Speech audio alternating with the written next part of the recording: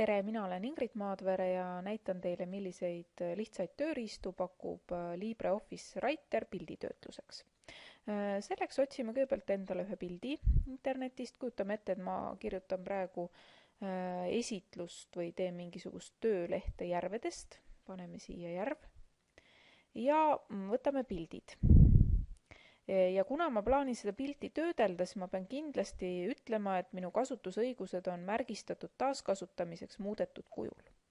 Ja kui mul siis eesti keeles ei tule piisavalt tulemusi, siis alati ma soovitan ka kasutada võõrkeeli, et kui ma panen näiteks nüüd inglise keeles lake, siis mul tuleb võib-olla hoopis ilusamaid järvepilte, valin siit välja, milline mulle meeldib ja kui ma siis selle pildi avan, siis kõigepealt ma peaksin vaatama, et kelle oma see on, mis litsensiga, siin on näha nimi, Bonnie Morland, tema on andnud selle lausa public domeeni, see tähendab, selle pildiga võib kõike teha, ma võiks ka seda müüa, ja Flickr on nüüd selline asi, et siin ma nüüd ei saa teda otseselt kopeerida, vaid ma pean alla laadima ja mis on veel tore, ma saan nagu alla laadida väga erinevas formaadis, et minul on dokumendiks vaja väikest pilti, mina võtan praegu selle small ja panen selle endal näiteks praegu töölaua peale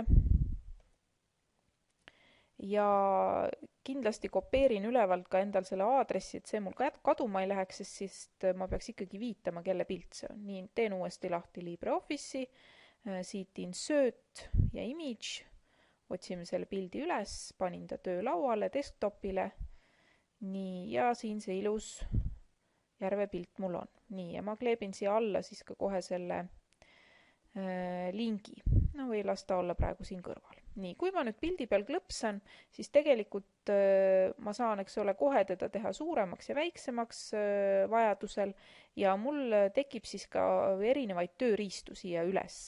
Et siin on siis defaultina on ta nii, nagu ta on, aga ma võiks ta panna ka hallskaala peale või siis see watermark teeb ta selliseks üliläbipaistvaks või siis mustvalgeks või siis jätan ta originaali. Siis on siin on see crop on samamoodi olemas, et mul on võimalik seda pilti siis lõigata, mingisuguseid osasid sellest pildist ära ja siis siin, kus on nüüd siis selline nagu võlukepikene, siin on ka hästi palju erinevaid tööriistu, et ma saan siin värvid tagurpidi keerata, noh.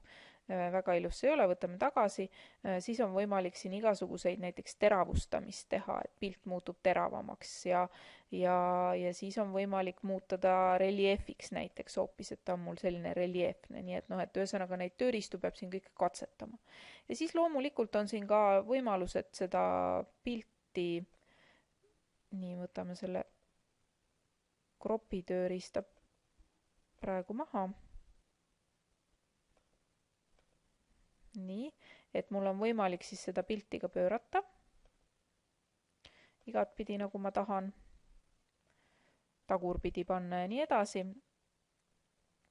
Ja siis rotate on siis selline võimalus, et kui ma tahan, et ta natukene mingi nurgaga oleks pööratud.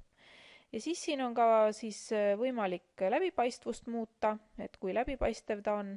Ja siis on siin ka siis erinevad värvid, et kui ma tahan panna. Nii et, no, et tegelikult ka LibreOffice Writer võimaldab pilti päris ilusti töödelda.